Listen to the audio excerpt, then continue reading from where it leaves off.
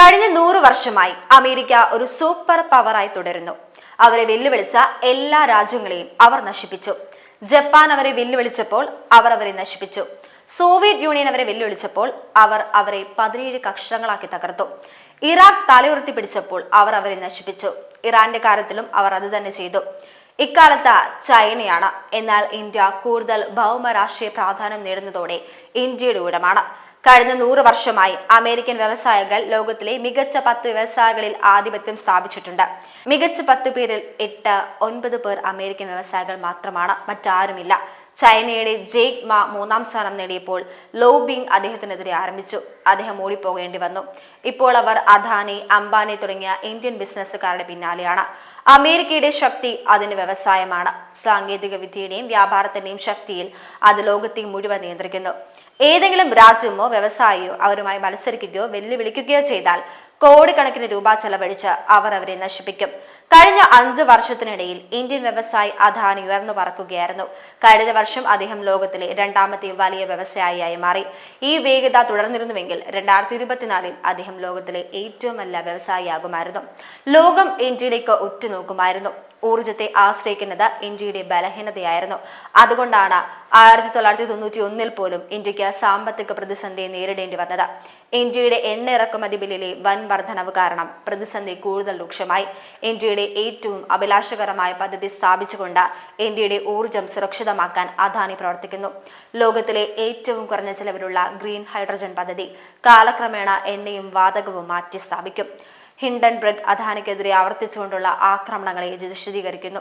അദാനി ലോകത്തിലെ 2ാമത്തെ ട്രില്യണർ ആകുമെന്ന് CNBC അടുത്തിടെ പ്രവചിച്ചതോടെ ഗ്രൂപ്പിനെതിരായ ആക്രമണങ്ങൾ ഇവിടെ നിന്ന് കൂടുതൽ ശക്തമാകും. India Atmanirbhar Bharat, make in India ക്യാമ്പയിനുകൾ നടത്തുകയാണെങ്കിൽ അതിനർത്ഥം ഇന്ത്യ ഒരു വലിയ വിപണിയാണെന്നാണ്. ലോക ജനസംഖ്യയുടെ 20% അവിടെയാണ് താമസിക്കുന്നത്. ഇത് മറ്റേതൊരു സമ്പദ് വ്യവസ്ഥയെക്കാളും വേഗത്തിൽ വളരുകയാണ്. വരുന്ന 20 വർഷത്തിനുള്ളിൽ ഇന്ത്യ സ്വയം പര്യാപ്തത കൈവരിക്കുകയാണെങ്കിൽ അമേരിക്ക, യൂറോപ്പ്, ചൈന, അറബ് ലോകം എന്നിവയ്ക്ക് വലിയ നഷ്ടം സംഭവിക്കും. ഡോളറിനെതിരെ ഇന്ത്യൻ രൂപ ശക്തിപ്പെടുത്തുന്നത് തുടരും. ഇന്ത്യയിലും ലോബിംഗ് ആരംഭിച്ചു. എല്ലാ രാജ്യങ്ങളിലും പപ്പൂസിന് ഒരു ക്ഷാമവുമില്ല.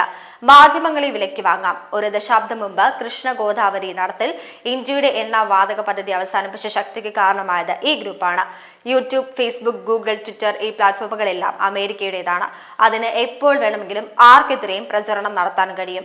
ഇന്ത്യയിൽ വിഡ്ഢികൾ, പപ്പുകൾ, ജയിച്ചന്തുകൾ, രാജ്യദ്രോഹികൾ എന്നിവർക്ക് ഒരു ക്ഷമവുമില്ല. ചൈനയിൽ ഇതെല്ലാം എളുപ്പമല്ല. അവിടെ ജനാധിപത്യമില്ല. അവിടെ പ്രചാരണവും നുണയും പ്രചരിപ്പിക്കുന്നത് എളുപ്പമല്ല. ചൈന തന്നെ ഇന്ത്യയുടെ പുരോഗതിയെ തടയുകയാണ്. വരും കാലങ്ങളിൽ ഇന്ത്യക്ക് കൂടുതൽ വെല്ലുവിളികളുമുണ്ട്. അഫ്ഗാനിസ്ഥാനിൽ റഷ്യക്കെതിരായ താലിബാൻ പോലുള്ള സംഘടനകൾ സ്ഥാപിക്കുന്നതിന് അമേരിക്ക കോടിക്കണക്കിന് ട്രില്യൺ ഡോളർ ചെലവഴിച്ചു. ഇന്ത്യയെ അസ്ഥിരപ്പെടുത്തുന്നത് ഇതിലും എളുപ്പമാണ്. ഇവിടെ രാജ്യദ്രോഹികൾക്ക് ഒരു ക്ഷാമവുമില്ല. ഇവിടുത്തെ ചില നേതാക്കളുടെ പ്രസ്താവനകൾ നോക്കൂ. അവർ വിദേശ ഏജന്റുമാരെ പോലെ പരസ്യമായി പ്രവർത്തിക്കുന്നു. ജഡ്ജിമാരെ വിറ്റു, മാധ്യമങ്ങളെ വിറ്റു, നേതാക്കളെ വിറ്റു. ഇന്ത്യയിലെ ജനങ്ങൾ ജ്ഞാനികളും ബുദ്ധിമാന്മാരുമായി മാറുന്നതുവരെ ഇന്ത്യക്ക് ഒരു സൂപ്പർ പവർ ആകാൻ കഴിയില്ല. ഇന്ത്യ വളരെ വലിയൊരു വിപണിയാണ്. ഇന്ത്യ സ്വയം പര്യാപ്തമാക്കാൻ ഒരു രാജ്യവും ആഗ്രഹിക്കില്ല. അതിനാൽ അത്തരം കാര്യങ്ങൾ പറയുന്ന സർക്കാരുകൾ പരാജയപ്പെടുകയോ അട്ടിമറിക്കപ്പെടുകയോ ചെയ്യേണ്ടി വരും. വിദേശ ശക്തികൾ ഇന്ത്യയിൽ ഒരു മിശ്ര ദുർബല സർക്കാരിനെ ആഗ്രഹിക്കുന്നു.